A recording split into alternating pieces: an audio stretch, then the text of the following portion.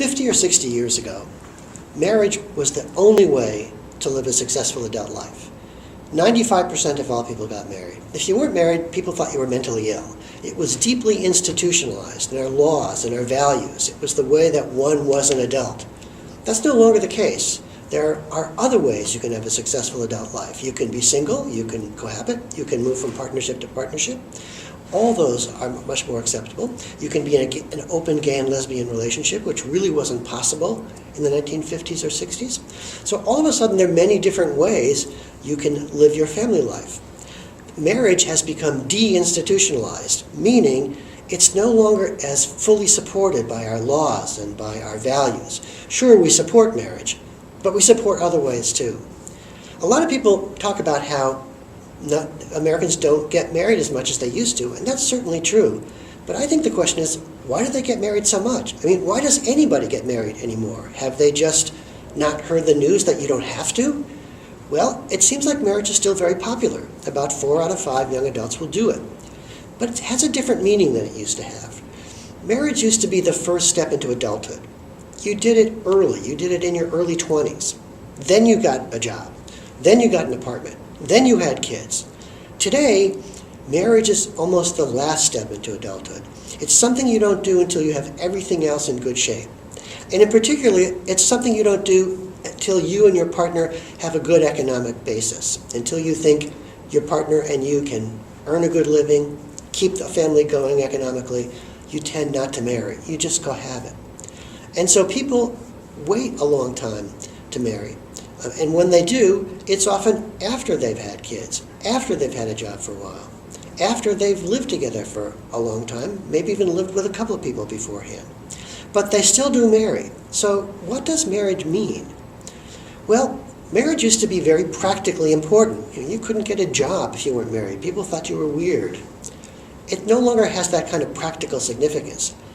But I think its symbolic value, its virtue as a symbol of leading the good life, is more than it used to be. That is to say, practically speaking, marriage is less necessary, but symbolically, it's distinctive, it's more important. Precisely because not everybody does it, it's a symbol of saying, I have a good personal life, and I want to celebrate that by getting married. And so people do get married at the end of this long sequence of early adulthood, sometimes at age 30, sometimes older. And when they do, they want a big party to celebrate it. And the party is about them. I mean, it used to be the case that marriages were put on by two families who were bringing together a bride and a groom and merging their families. It was a very formal event. But today, it's often done by the couple themselves. The husband and the wife might themselves pay for the marriage. Unheard of 50 or 60 years ago. Because the marriage is about them. It's not about their family so much. It's about them. It's about celebrating what they can do. It's about showing that they've made it. When you talk to cohabiting young adults in their 20s, some of them will say to you, I'm not going downtown for a wedding.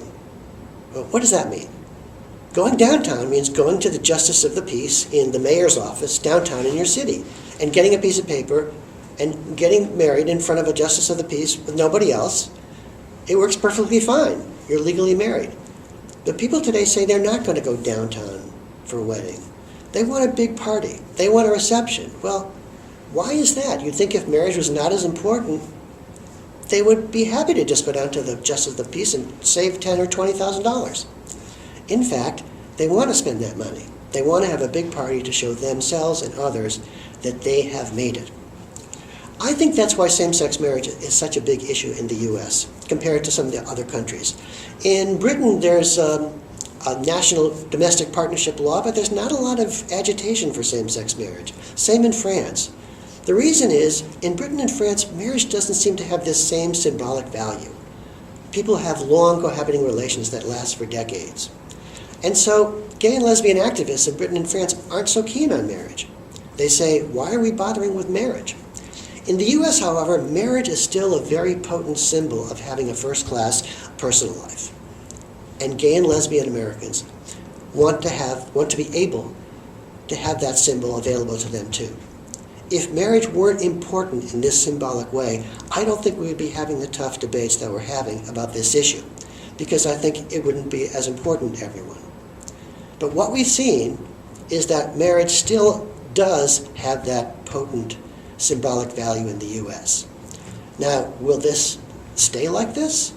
It's always tempting to say that whatever's happening today will continue for the next 20 years, and so to say, sure, marriage will continue to have this strong symbolic value, and most people will marry, but it's not necessarily true. We're in the midst of a very, very sharp period of social change in family life in the U.S. Enormous changes in the last half century, and there's no real reason to think we're at the end point. It may be in 20 years, in 30 years, that people will look back in our age and say, imagine that, most people got married. Today, nobody gets married because it doesn't mean much. I'm not saying that will happen. I'm just saying we don't know. We don't know whether marriage will continue to have this new symbolic value and remain important, or whether it will gradually fade as it has in Europe, in many countries already. Right now, though, it's still with us, and a lot more people get married than you might think.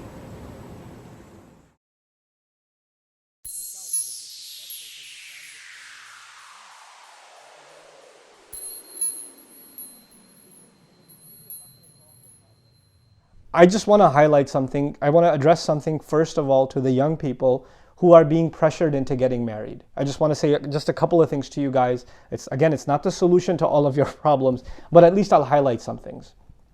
First and foremost, the relationship you're getting into, you don't go into a marriage thinking you're going to get divorced. You go into a marriage because this is going to be the next half of your life. This is a lifelong commitment. This is the next 50, 60 years of your life. It's not a light decision. A lot of times all you think about is the marriage ceremony, the party, making your parents happy. That's right now. What about 10 years from now, 15 years from now, 20 years from now? Because this one decision decides the direction of the rest of your life. So if there was one time where you speak out and say your opinion and take a stand, with all due respect, this is the time. You're not being disrespectful. This is a right Allah gave you. This is a serious decision, which has to do with your life, not your parents' life more than it has to do with yours. Of course, you should be making a wise decision on who you marry and what kind of person they should be, and your parents should have a say in that. But if your parents don't have exclusive say, the dominant say is actually yours. And subhanAllah, and even the ayah, وَأَخَذْنَا مِنْكُمْ, they've taken from you, the women have taken from you. Allah didn't even mention their walis. He mentioned the women themselves. You are going to be, the sisters I'm talking to now, you have to be comfortable with the person you're marrying. Of course, if you come from a conservative family and a religiously observing family, you don't go out and party. You don't go talk to men casually. You're not going to get to know the guy by going on a few dates before you decide. Of course, you're not going to be comfortable entirely with marriage because it's a new thing in your life, but at least you're going to have some level of comfort with the idea. You're going to be, okay, you know what, this seems like a good person. To my side, as best as I can find out within the realm of Sharia, this seems to be a good person. I think this is a good match for me. Allahu A'lam if it's the best match, and sometimes people get married and they get divorced. This even happened with Sahaba. But we do our due diligence, right? You have to be happy going in. You shouldn't be settling in a relationship going in. The same is true of guys. Guys, speak up and, let your opinion be heard. That doesn't mean you're being disrespectful, unless you're being disrespectful in the way you say it.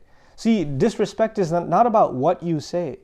A lot of times what you say is legitimate. It's your right. You have the right to say something. But how you choose to say it, the tone you choose to use, all of these things matter. So be wise in how you bring this up to your elders. To the elders, I'd like to say that if your children are 24, 25, even 22, 23 years old, they're way over adults. And if they come to you saying, I want to marry this girl, or I want to marry this man, then first of all, and you're living in the West, let me add one more condition here. If you're living in the West, then try to understand something. They would not have brought this proposal up if they weren't serious. Second of all, they're not children anymore. You can call them children when they're 85 years old and you're 150. It won't matter. They're not children anymore. They're adults. And this is not a kid going to a toy shop saying, I want to buy that toy, but get me an Iron Man action figure. And so you just yell at them and say, no, that's not for you. Buy the Ninja Turtles instead. No. This is not the purchase of a toy. This is a life decision. And these young people, you should discuss this decision with them. But for a lot of you parents, when they bring up a proposal, you're like, no way. Are you kidding me? And it becomes a matter of pride that your child chose a person, not you. Look, you brought them into a Western society. They're mingling with men and women all the time. The fact that they may have found somebody Maybe not in the most, acceptable means Islamically, but it's already happened. They already like somebody. They're already interested in marrying someone. And you shut them down and you say, no way, this will never happen. This is a matter of our pride. This is a matter of our religion. Well, there are so many other matters of your religion where you ignore to teach them properly, where you ignore to provide them a healthy environment. And now you're getting angry at them for, making a choice or even suggesting a choice. At least consider the choice. Become more open-minded about the possibilities. The world around you has changed. The way you got married, the way even, my parents got married is a different time. Those norms, those standards, cultural standards have changed. The world around us has changed, So we have to be open to the choices that our children are making. Look, if you're sending your son to college, you have enough trust in him to send him to college, to let him work in a non-Muslim society. If you're sending your daughter to school and she's getting an education in a non-Muslim society, you trust her enough to send her out into a cruel, corrupt world, and to survive and uphold her values. So then you have to trust her enough with her decision. At least enough to consider her decision. Even if you don't like the choice at first, at least to consider that decision. So be a little more open-minded about this discussion and control the tempers. No, there's no need for overly dramatic language. There's no need for, oh my God, all of my dreams have shattered and you're no longer my son and all of this stuff. Just take it easy. Take it easy. Everybody needs to be able to say how they feel. In many Muslim cultures, parents don't open up. They only open up when it's too late. And children don't say anything because they're too afraid of what their parents might think. We need to change that culture. We need to have a culture of open, honest, and yet at the same time respectful communication.